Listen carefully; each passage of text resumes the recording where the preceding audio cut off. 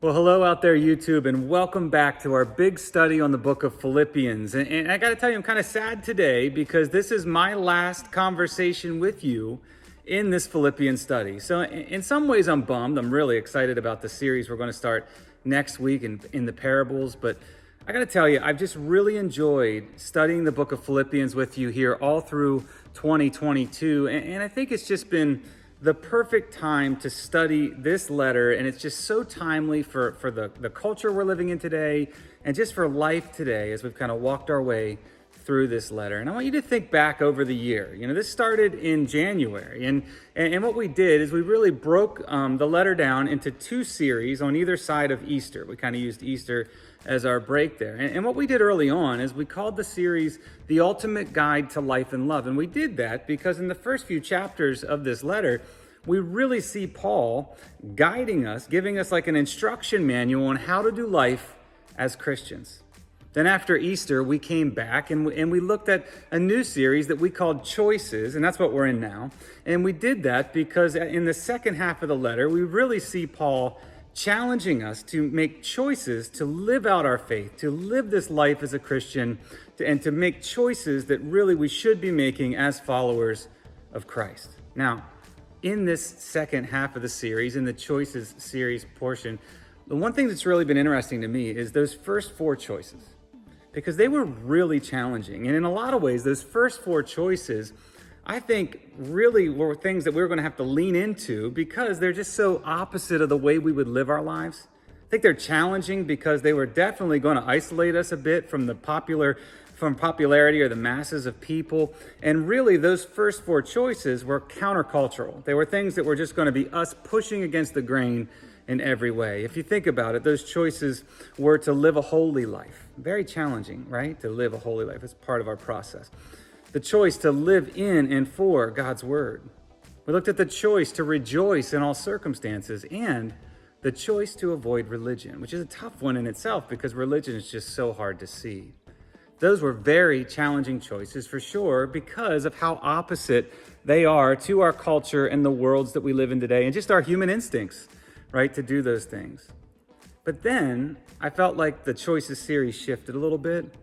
And we got into some choices that I thought could really resonate with us, that we could feel. There are things that we all experience in life, and also some choices that could really encourage us and just felt a little more redemptive than those first four that are so challenging. And quite frankly, these last four choices are things that I think really can hit our hearts, resonate in our souls, and help us live a completely different life if we step into them. The first of those choices that I thought really hit home for all of us was really Paul helping us understand that we're all on life's journey, that we're all works in progress, that none of us have really arrived and we won't until we get to our eternal goal. And I think we could all resonate with that because we've all experienced life's journey. We're all on it. We feel it each and every day. We feel the ups and we feel the downs. We experience good times and we experience bad times too. We experience amazing highs and really painful lows. And Paul helped us understand that we're all works in progress. And then he really encouraged us to press on towards our eternal goal in heaven.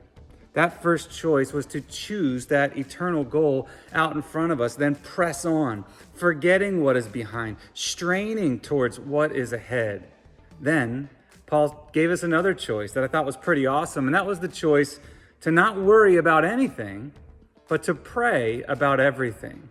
This is an incredibly important choice for a Christian, for someone walking this path of a disciple of Christ. And it leads to an amazing product in all of our lives if we make the choice.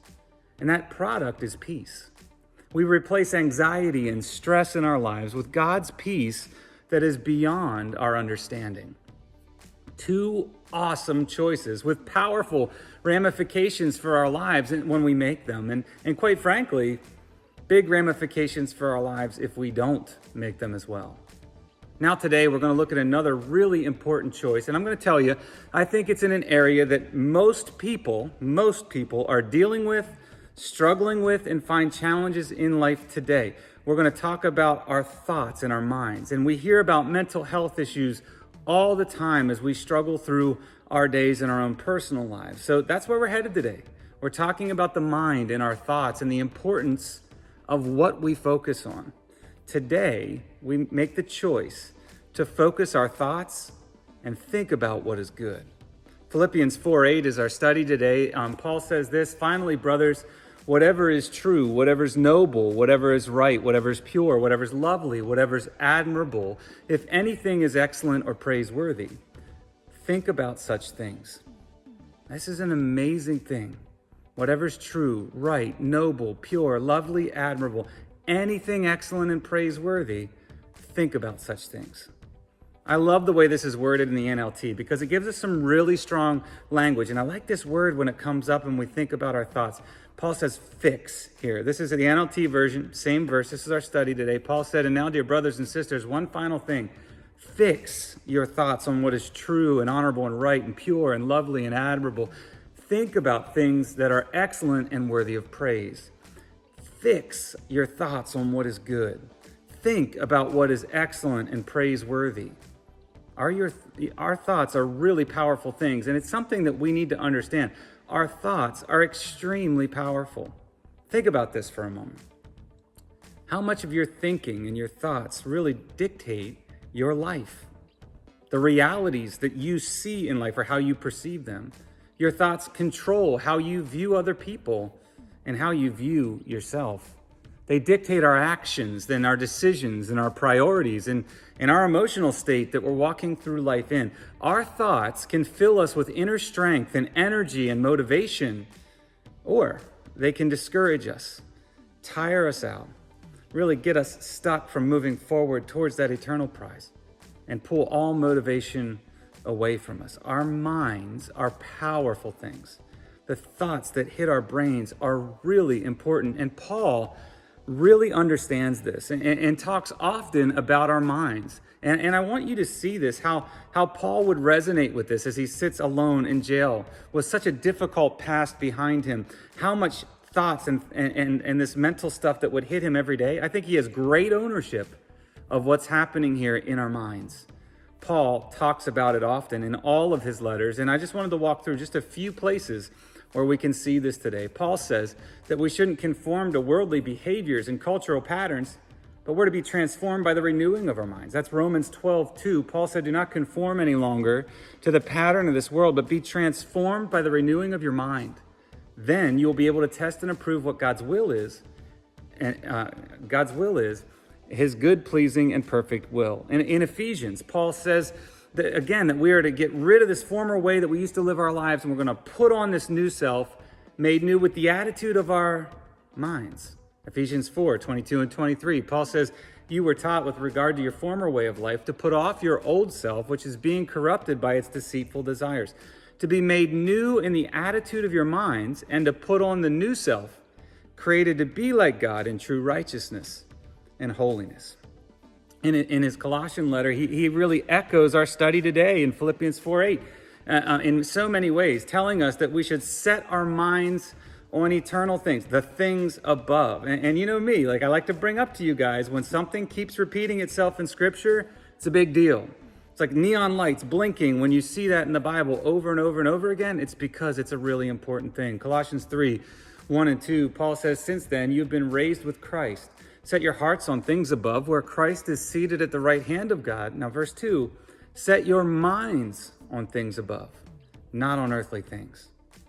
Paul also tells us something really profound about our minds that I think we really have to walk into today as we talk about how we're fixing our thoughts on what is good.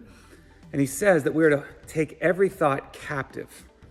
This is really important, and I believe it's something very, very personal to Paul, who's walked through so much and has such a violent and murderous past. 2 Corinthians 10:5, Paul says, "We demolish arguments and every pretension that sets itself up against the knowledge of God. And we take captive every thought to make it obedient to Christ." Paul understands the thoughts that hit us. He understands the importance of taking our thoughts captive. I want you to think about Paul's life, his history as Saul, the stories that we read, the fact that he calls himself the chief of all sinners.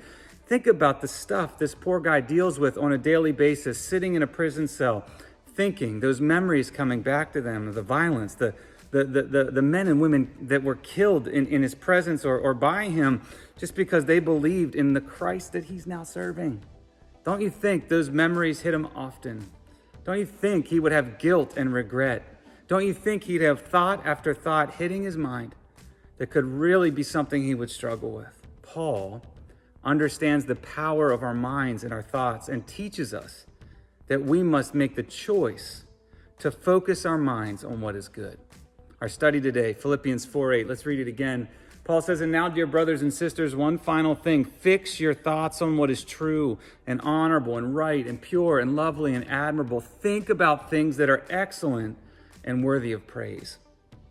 Have you ever stopped and really just processed and thought about how your thoughts hit you and what hits your mind and how much it affects how you're living your life or how you perceive reality or how you view yourself and others?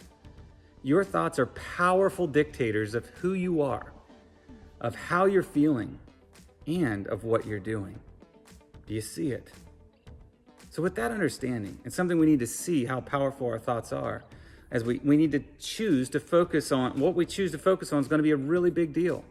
And I think the way God thinks is going to be a really important thing to how we think moving forward. We got to get in step with that because our thoughts are that big of a deal. You know, as I was putting this talk together for you today, I came across this study done by the Telix Institute that says that we have anywhere from 12,000 to 60,000 thoughts in one day. That's a pretty incredible thing. When you think about a 24-hour time span, you can have up to 60,000 thoughts in a day. Now, the study shows that over 80% of those thoughts are negative. So if you have 60,000 thoughts in a day, that means that you can have up to 48,000 negative thoughts that hit your mind each day. Do you see why Paul uses such strong language when talking about our thoughts? He would say that we must take hold of or capture or fix our minds and thoughts and focus. It's because our minds are under constant assault and our minds have power over our lives. Our minds are a major director of our life, our behaviors, our self-view, and how we view others. And it's really determining your view of reality. 48,000 negative thoughts in a day. And I want you to understand something. Negative thoughts bring negative action and negative beliefs. So I was thinking through some practical examples of this, and I came up with one that I want you to see here because it's something we see around teams and community often. So let's just say you're part of a community, you're part of a team. And what happens is you come and you're a part of this thing and it's exciting and you love it and it's great. And over time, you start to look around and you start to think some negative thoughts about the team, maybe about some of the leaders or some leadership decisions that are made. And maybe start thinking through like why one person seems to get more than you or has a role that you want that you don't have. And over time, those thoughts start to hit and roll further down the hill. And what ends up happening is you start to question what the team's up to and maybe the direction of the way things are going inside that community. Those thoughts grow more and more negative, and you start to decide that there has to be other things going on that you don't know about. You start to determine that there's probably cliques inside this group and things that you're not invited into, and that there must be some secret conspiracy to get certain people more than other people or to do certain things. Now, none of that might be true. None of that's probably reality, but as those thoughts on the team or your community consume you, guess what? That's now your truth. That's your reality. And you become that divisive piece that you probably thought you saw in other people, or you start thinking something so wrong that eventually you don't want to be part of that community or team anymore, all based off of thoughts and assumptions that are now your reality. And it won't matter what the actual truth is because in your mind, you already know. That's now your truth. See, our thoughts are a huge director in our lives. You know, in that same study by the Telix Institute that I was talking to you about earlier, there was more statistics that just jump off the page to you. They found that 95% of the thoughts that we have actually repeat to the next day. So of the negative thoughts, so 95% of the negative thoughts we have will repeat tomorrow for you. Now think about that for a moment. Our minds are bombarded with thoughts, and over 44,000 of those negative thoughts will hit you tomorrow, then hit you the next day, then hit you the next day again. Do you see the importance of training ourselves to be aware and intentional with our thoughts and to try to bring them into focus and in step with God? This is such an important choice that we're looking at here today. Remember what Paul said? He said, fix your thoughts on what is true and honorable and right and pure and lovely and admirable. Think about things that are excellent and worthy of praise. So I wanted you to see a couple of things here today. First, I wanted you to understand just how powerful our thoughts actually are. They play a major role in our lives, the lives we live, in our reality and how we perceive reality, in our behaviors and our decisions, and frankly, how we view ourselves and how we will view other people. Our thoughts can motivate us to greater heights in life or completely paralyze us, not allowing us to move forward towards that eternal goal or eternal reward if we're not careful. And I also wanted you to see how important our thoughts are to Paul and how often he brings up how intentional we must be with the thoughts that are hitting us each day. He understands how powerful they are, and he also understands how assaulted our minds actually are. Up to 60,000 thoughts hitting us each day, and up to 48,000 of them being negative, and over 44,000 of those negative thoughts coming back tomorrow, and the day after that, and the day after that, on repeat in our minds. Our minds are powerful things. And I wanted to show you an example of just how powerful our thoughts are and our minds are when we're focused on God, when we're choosing to see and focus on what is good and true and honorable, on God, setting our minds on things above, versus what happens to us when our minds shift off of the things above to the negative. And I think there's an awesome example of this in the Old Testament. There's a few places I could have gone, but I wanted to go to this very popular story in the Old Testament and show you something, and it's found in the amazing story of David and Goliath. Yes, I know you probably heard this story before, but I want you to see this from a bit of a new angle here today, really looking at the idea of our minds and our thoughts today. So I'd encourage you to read this whole story. It's actually found in 1 Samuel 17.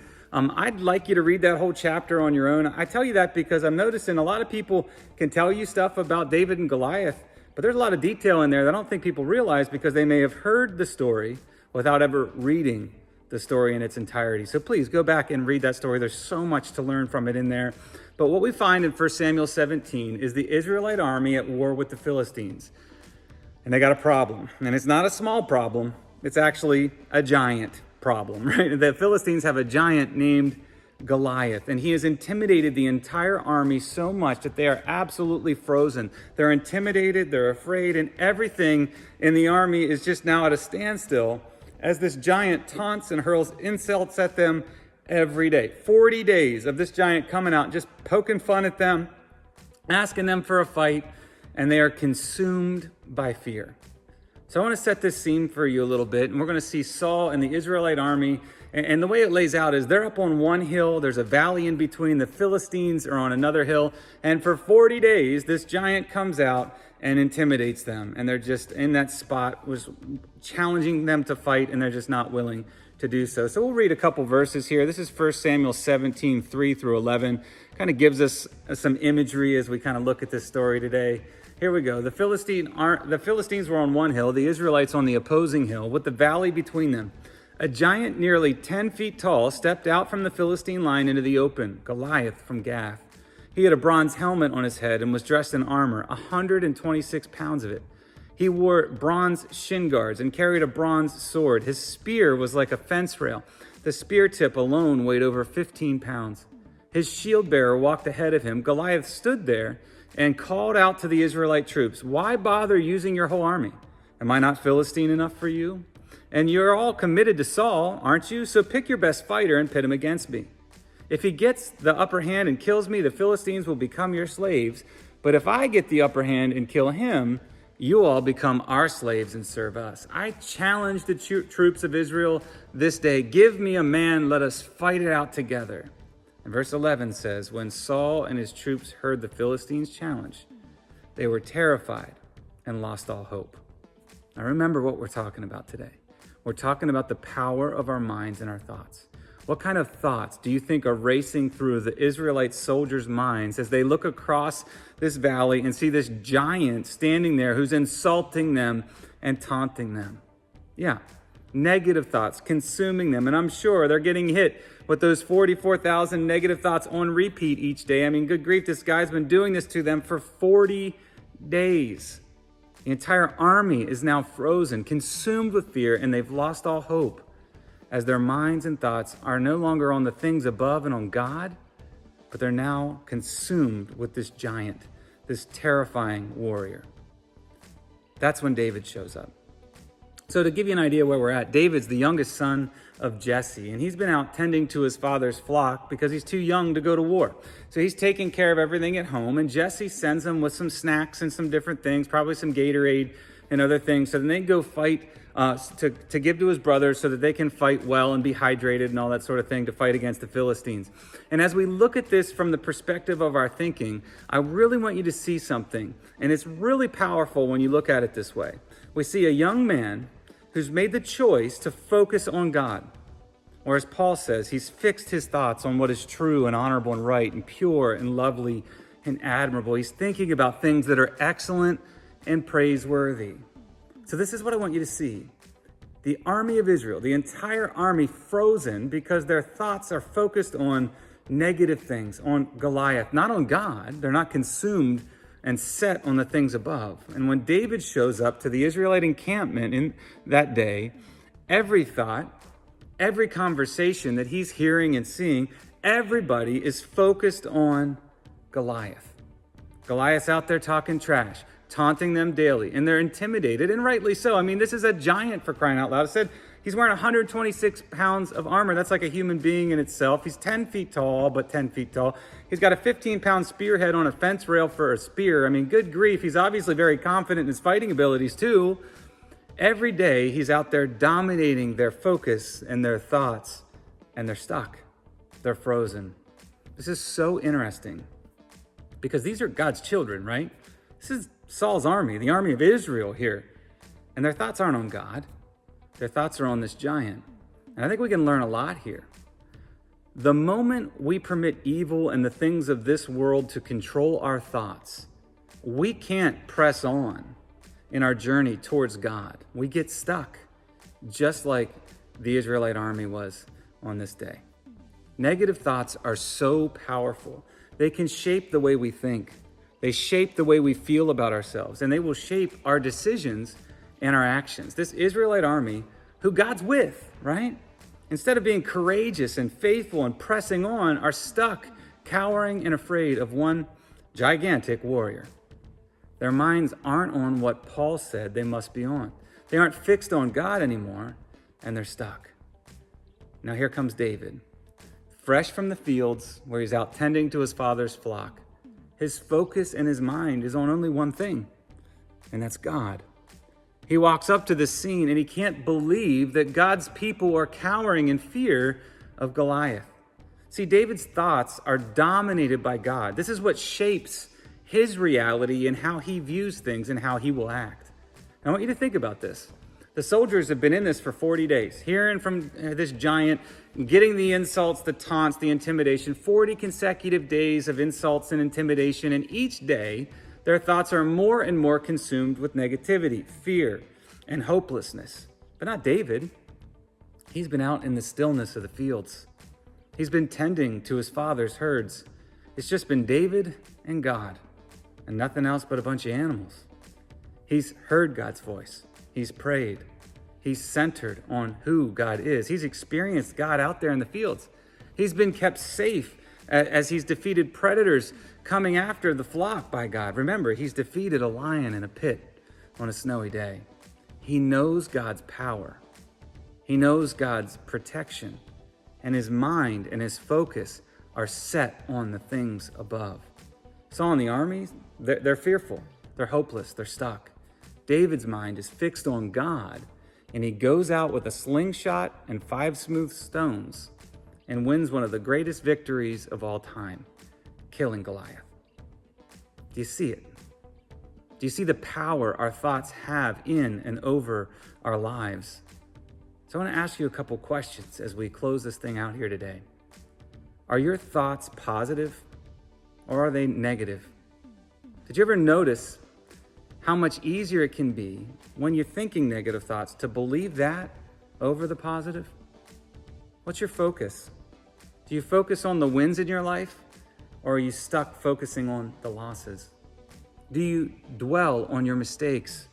Do you lock in on the good or the bad in your life?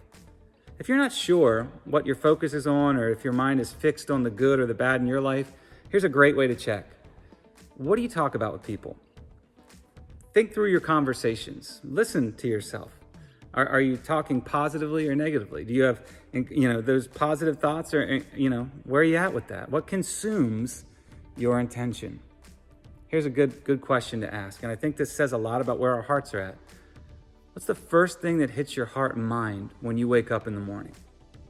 How about this? When you're alone in the car, what kind of conversations do you have with yourself? You might call this self-talk, but is your self-talk positive or is it negative? When you think about yourself, when you look inward, when you're standing there looking in the mirror, are you thinking positively or negatively? Now I'd like you to take a moment and really think this one through. Think through an example in your life of how focusing on what is pure and right and lovely and true and excellent and praiseworthy, setting your minds on things above, how it could impact your life in a different way than if you were really set on negative thoughts about that same situation. Listen, your mind is under a constant assault. Remember, that study that we looked at earlier, up to 60,000 thoughts in a day, and over 48,000 of them can be negative. And add to that, you're going to get up tomorrow, and 44,000 of those negative thoughts can hit you again, repeating in your brain. They will hit you today, tomorrow, and on it goes. For so many of us, we're not seeing the power of our thoughts. We don't see that our thoughts are huge dictators and directors in our lives, shaping our behaviors, shaping our decisions, shaping our reality and how we view ourselves and other people. We just kind of plow through life. We're not intentionally focusing on or thinking about our thoughts. We're not holding our thoughts captive and lining them up, saying, is this a God thing? Is this truth in my life? Or is this another lie, another negative thing that can only pull me back or stop me from moving towards my eternal goal? Think about that. Your thoughts are a big deal. And if we aren't careful, those 48,000 negative thoughts can cause us to slow down or stop altogether, just like we saw with Saul and his army there in that showdown with Goliath and the Philistines. I want you to see something today. Paul understands how challenging the mind is and how much intentionality it really takes to stay focused on the things above and not on the negative things and thoughts that hit our minds. Think about what it must have been like to be Paul and all the alone time that he had with all the memories of his life, the horrible choices that he was making as Saul, the violence, the murder. It's all still there. Those memories keep coming back. Don't you think he, more than anybody, would understand the assault our minds take of negative thoughts? This is a guy that calls himself the chief of all sinners for a reason. And he challenges us to make a challenging but life-changing choice to focus on the good, because our thoughts are major directors and dictators of our lives. They're going to shape our reality. They are really going to shape how we live our lives and our behaviors. They will shape our self-view and how we view others. This is why this choice is so essential in your life. Philippians 4:8 was our study today, and I leave you with this. And now, dear brothers and sisters, one final thing. Fix your thoughts on what is true and honorable and right and pure and lovely and admirable. Think about things that are excellent and worthy of praise. We love you, and we'll see you again next week.